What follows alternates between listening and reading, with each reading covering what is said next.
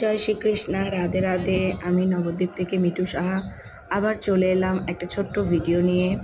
আমার পিছনে তোমরা দেখতে পাচ্ছ একটি মন্দির, এটি হচ্ছে স্বর্ণ মন্দির। হ্যাঁ, তোমরা ঠিক ধরেছো বন্ধুরা, এটি হচ্ছে স্বর্ণ মন্দির। পাঞ্জাবের অমৃতসরে এই মন্দিরটি রয়েছে। এটি শিখদের প্রধান তীর্থস্থান। এটি শিখদের সবচেয়ে পবিত্র তীর্থস্থান।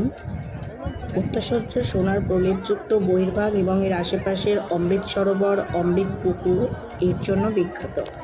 তোমরা দেখতে পাচ্ছ বন্ধুরা, কত সুন্দর আলোতে সজ্জিত হয়ে রয়েছে এই মন্দিরটি। আমাদের যেতে যেতে মোটামুটি রাত্রির 7টা বেজে গেছিল।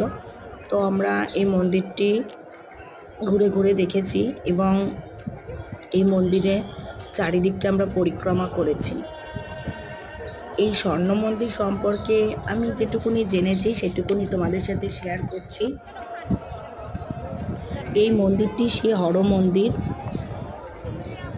শ্রী দরবার সাহেব নামেও পরিচিত, শিখদের প্রধান গুরুদুয়ার।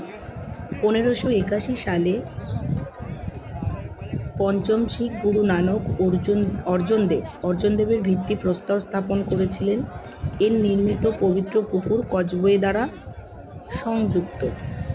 মহারাজা রঞ্জিত সিংহের রাজত্বকালে সোনার প্রলেপ দেওয়ায় স্বর্ণ মন্দির নাম হয়েছে। এখানে মন্দিরে যখন আমি গেছিলাম তখন এই মন্দিরে আরও একটি কথা খুব বলছিল, প্রত্যেকটা পাঞ্জাবি একে অপরকে বলছিল। সেটি হলো ওয়াহে গুরুজি কা খালসা, ওয়াহে গুরুজি কি ফতেহ।